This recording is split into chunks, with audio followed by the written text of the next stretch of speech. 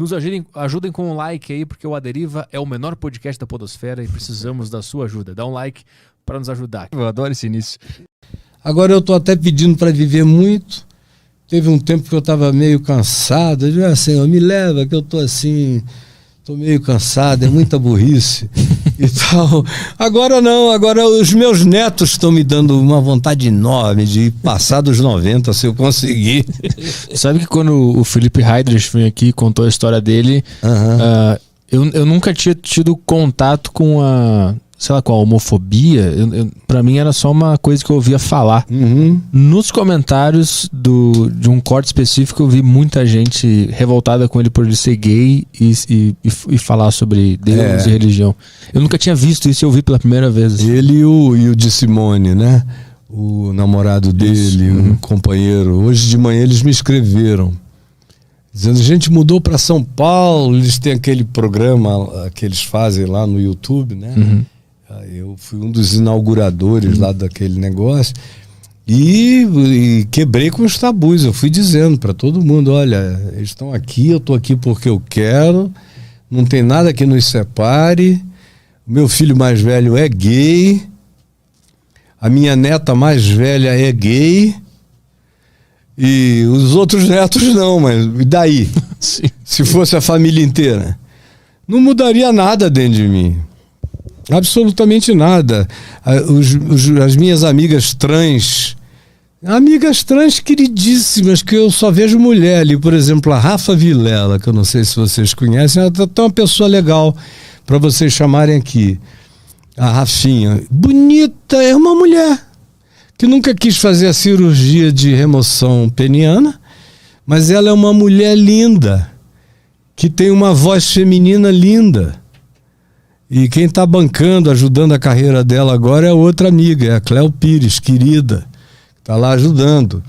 E, rapaz, o mundo é muito melhor quando você vive com esse amor de Deus no coração. E todo mundo... Outro dia eu ia convidar o Bitar para fazer uma live comigo, aí um monte de gente, não convida não, porque o senhor vai se queimar. Eu digo, Pablo cara, Bitar? O Pablo Bitar. Então eu falei... Olha, eu sou um daqueles que foram jogados dentro da fornalha de fogo do rei Dario para queimar. A única coisa que queimou foram as cordas, porque eles foram jogados amarrados.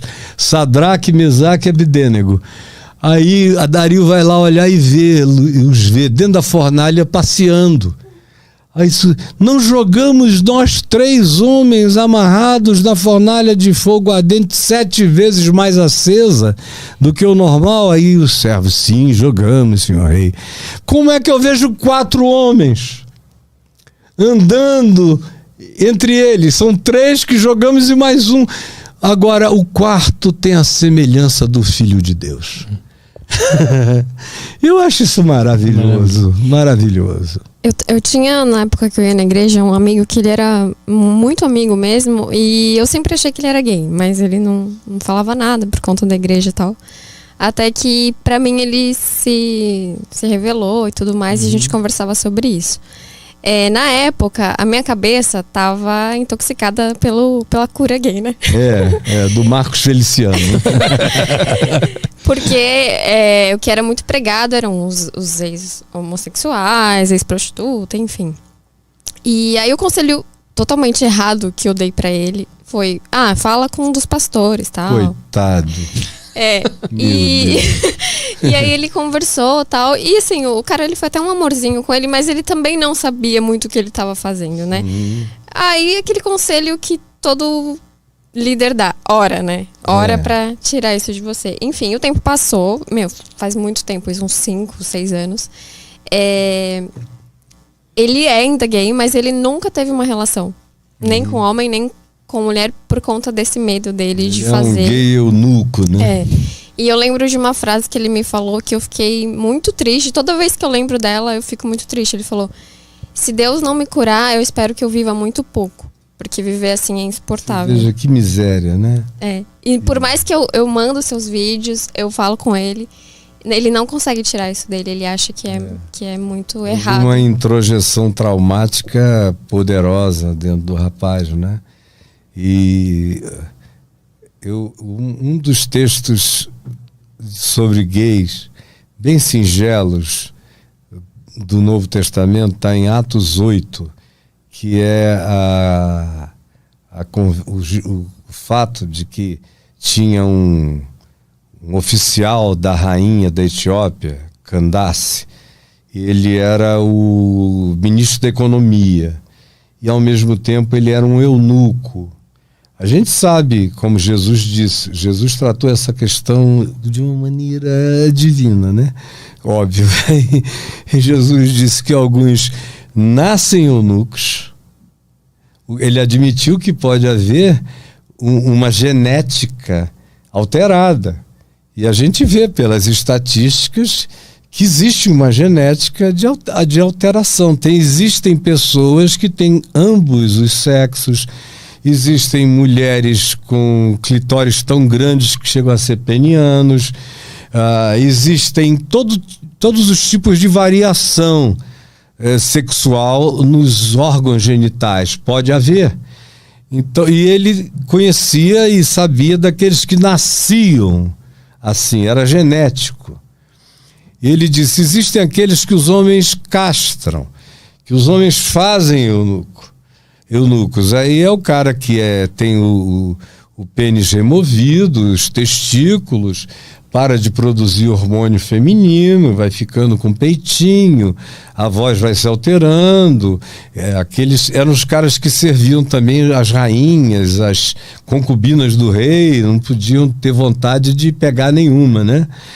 E existem aqueles que se fazem eunucos. São aqueles que têm geneticamente tudo normal, que não foram alterados de nenhum modo, mas que decidiram se tornar pessoas celibatárias por uma dedicação exclusiva ao reino de Deus. Como é o caso de Paulo. Paulo não tinha mulher nem filhos, ele se dedicou como um eunuco do reino de Deus, porque era um viajor que estava de cidade em cidade, não tinha família que pudesse acompanhar Paulo, era uma loucura. Prisões, espancamentos, o cara sofreu mais do que qualquer pessoa que eu conheça. Ele foi um que se fez eunuco por amor ao reino de Deus.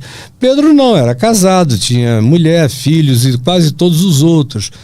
Mas Paulo fez essa dedicação. Então você tem a questão biológica, você tem a ação violenta dos abusivos que castravam, e você tem aquele que, por uma questão de consciência, diz, eu não quero me ocupar com o que eu não posso cuidar.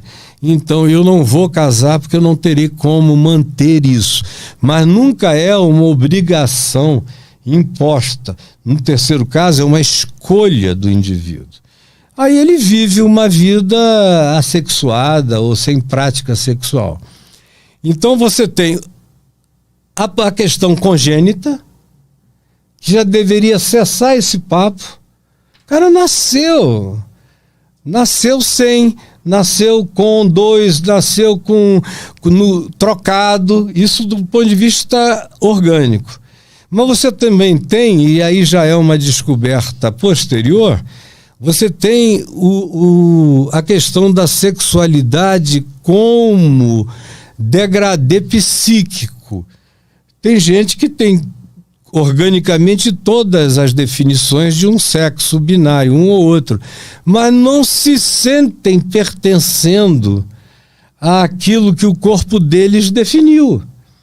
Não se sentem.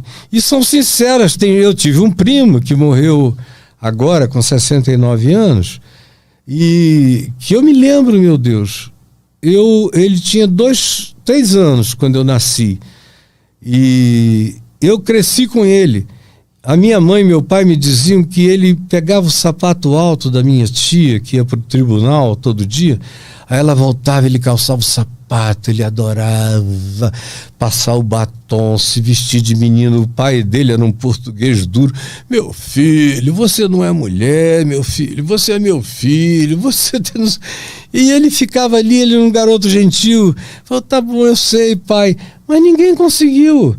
Ele foi para todos os psicólogos que a família naquele tempo, há 60 e tantos anos, enviou, foi para Copacabana se tratar e voltava cada vez mais gay. E aí eu falava para ele: relaxa, João, relaxa, mano. Você é quem você é, eu te adoro, rapaz. Você machão, ia ser uma coisa horrorosa. Ainda bem que você é quem você é. E a vida inteira eu tratei assim, e todos os que foram meus amigos, os gays sempre me procuraram, porque eu sempre os acolhi. Antes de me converter, depois de me converter, e quanto mais velho eu fico, mais acolhedor eu me torno. E mais natural é para mim.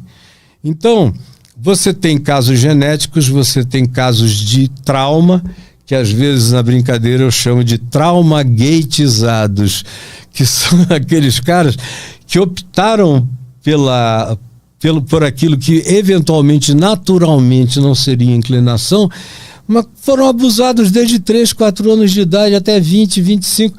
O cara desenvolve áreas erógenas de prazer. E aí o prazer já não é mais enfiar, o prazer é receber. E muda porque é psíquica a condição sexual, não é só biológica, ela precisa ser também psiquicamente harmonizada. O ser biológico tem que se harmonizar com o ser psicológico do indivíduo. E então, cura gay, eu só vejo a cura gay criar suicidas. Olha, todo ano eu recebo um monte de coisas a respeito das pessoas que se suicidaram, e os filhos se suicidaram, e os pais me contam: não, ele era gay, mas ele tinha dúvida se eu iria acolhê-lo. Ele tinha dúvida, foi e se matou.